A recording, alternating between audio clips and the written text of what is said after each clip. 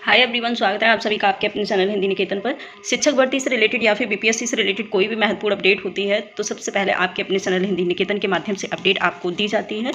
तो आज एक बहुत बड़ी खबर आई है बीपीएससी की तरफ से, बहुत बड़ी अपडेट है।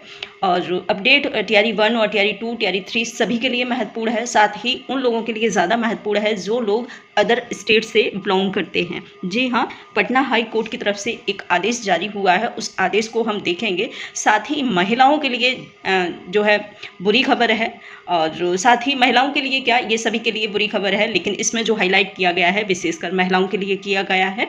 तो हम देखेंगे वन बाय वन सारी अपडेट। और जो लोग चैनल पर नए हैं, चैनल को सब्सक्राइब करके बेल आइकन जरूर प्रेस कर लें, जिससे कि आने वाली कोई भी महत्वपूर्ण अपडेट है वो आपसे छूटे नहीं और सबसे पहले आपको मिलती रहे। चलिए हम देखते हैं कि पटना हाई कोर्ट का कौन सा आदेश जारी हुआ है, कौन सी महत्वपूर्ण अपडेट है, उसको देखेंगे हम। यहाँ पर आप लोग देख सकते हैं कुछ विशेष सूचना है जो पटना हाई कोर्ट के की तरफ से मतलब जारी हुई है। यहाँ पर देखेंगे 15/5/2024 का ये आदेश है। लिखा है विषयगत मामले में माननीय उच्च न्यायालय पटना में दायर याचिका संख्या लिखा हुआ है 3270/2024 और इत्तेशाम शाहीन बनाम राज्य सरकार, अन्य दिनांक लिखा हुआ है 1/4/2024 को ये जो है पारित हुआ है। और पारित न्यायादेश के आलोक में आदेश पारित किया जाना। माननीय उच्च न्यायालय द्वारा पारित न्यायादेश के मुख्य कार्यकारी अंश निम्नवत है। ठीक है, ये आदेश जारी हुआ है। पूरा इसको देखेंगे डिटेल में क्या आदेश है और विशेषकर समझ पाएंगे तभी जब हम इसे पूरा देख पाएंगे। तो वीडियो को लास्ट तक जरूर देखिएगा, ऐसा नहीं आधा अधूरा करके छोड़ के चले गए और कह दिया कि ये फेक न्यूज़ है। तो थोड़ा सा धैर्य के साथ अपना काम करेंगे तो ज़्यादा इसका अच्छा रिजल्ट आएगा। यहाँ पर देखेंगे कि माननीय उच्च न्यायालय द्वारा पारित आदेश अनुपालन हेतु आवेदिका द्वारा समर्पित अभ्यावेदन में परिपेक्ष में दिनांक 24/4/2024 को अधोहस्ताक्षर कक्ष में सुनवाई की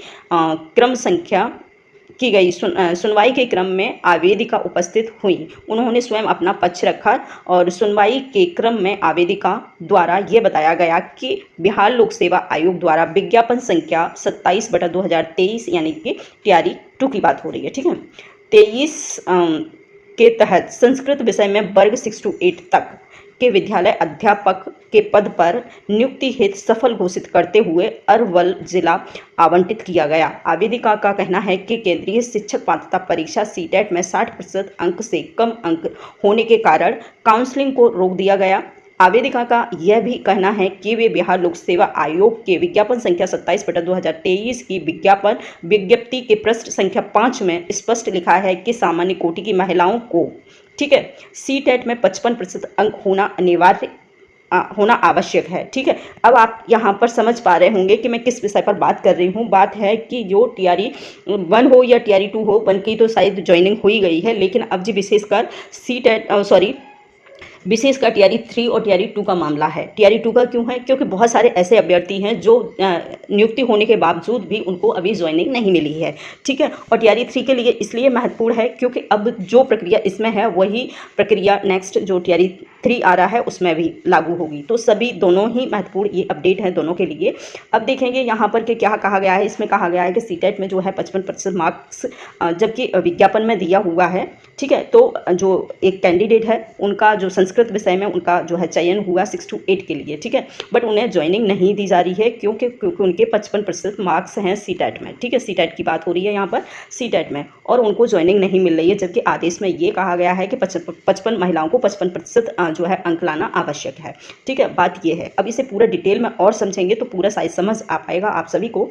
यहाँ पर देखेंगे सफल घोषित करते हुए अरवल जिला आवंटित किया गया था। आवेदिका का कहना है कि केंद्रीय शिक्षक पात्रता परीक्षा सीटेट में 60% से कम अंक होने के कारण और उनको जो है नियुक्ति नहीं दी गई है, जबकि उनको 50% का 55% का स्पष्ट उल्लेख है विज्ञापन में। ठीक है, यहाँ पर देखेंगे आवेदिका को 89 अंक प्राप्त हुए हैं।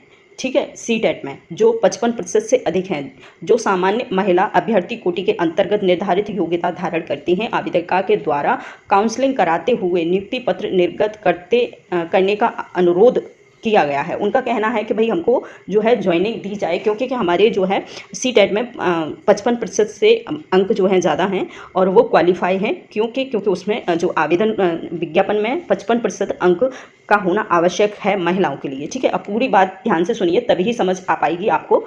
इसके बाद आप देख सकते हैं लिखा हुआ है, केंद्रीय शिक्षक पात्रता परीक्षा सीटेट में संबंधित विभिन्न प्रावधानों का अवलोकन किया गया। आवेदिका का निवास स्थान बिहार राज्य से बाहर है। ठीक है, अब यहाँ देखो पूरा विशेष जो है स्पष्ट यहाँ कर पाएंगे, क्योंकि जिसकी ज्वाइनिंग नहीं हुई है उनका जो है राज्य है बिहार नहीं है, वो अलग अदर स्टेट की हैं, कहाँ की हैं ये भी देखेंगे। ठीक है, यहाँ बिहार से, उत्तर प्रदेश से बिलोंग करती हैं। केंद्रीय माध्यमिक शिक्षा बोर्ड CBSE द्वारा आयोजित केंद्रीय शिक्षक पात्रता परीक्षा सीटेट के अधिसूचना में स्पष्ट है कि सामान्य श्रेणी के लिए 60% अंक होना अनिवार्य है।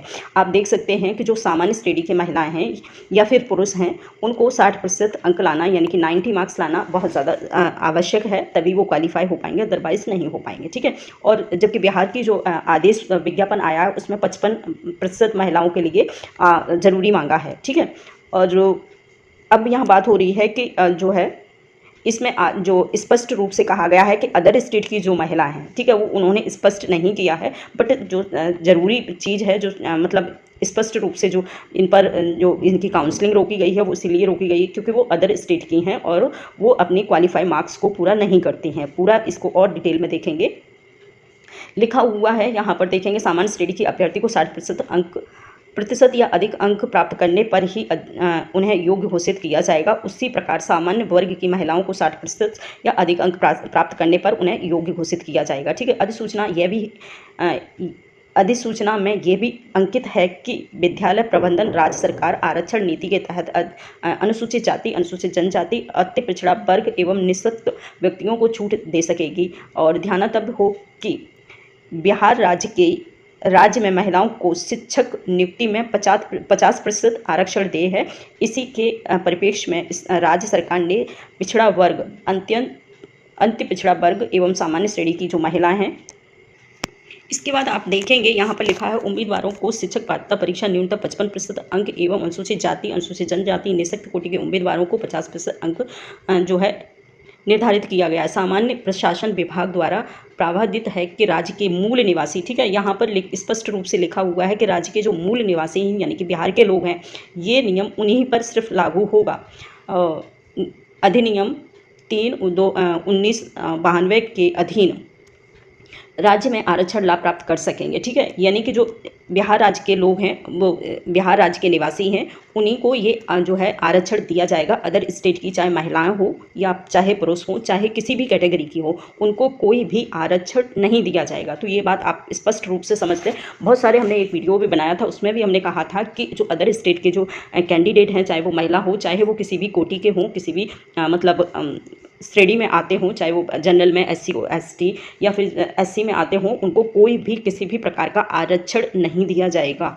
ठीक है, तो ये आप लोग स्पष्ट रूप से समझ लें। बहुत सारे कैंडिडेट TRE 2 में भी ऐसा ही हुआ था कि बहुत सारे ऐसे कैंडिडेट थे, उनको लगा कि भाई 55% जो है स्पष्ट रूप से कहा गया है महिलाओं के लिए है, और तो उन्होंने अपना जो है आवेदन कर दिया है, और बट वो जो है सामान्य श्रेणी की जो योग्यता है उसको पूरा नहीं कर पा रहे हैं, उनका क्राइटेरिया पूरा नहीं कर पा रहे हैं। तो ऐसे बहुत सारे कैंडिडेट थे जिन्हें TRE 2 में निकाला गया था, मतलब ज्वाइनिंग लेटर मिलने के बाद भी। जब उनकी काउंसलिंग हुई, उन्होंने कट ऑफ क्लियर किया, उनकी काउंसलिंग हुई, काउंसलिंग के बाद वेरिफिकेशन हुआ, तो सारे के सारे ये जिन लोगों के कहीं ना कहीं आरक्षण में दिक्कत थी, उन सभी उम्मीदवारों को उनका जो आवेदन था वो सभी का निरस्त कर दिया गया था, क्योंकि वो सामान्य श्रेणी की योग्यता किसी न किसी रूप में नहीं रख पा रहे थे।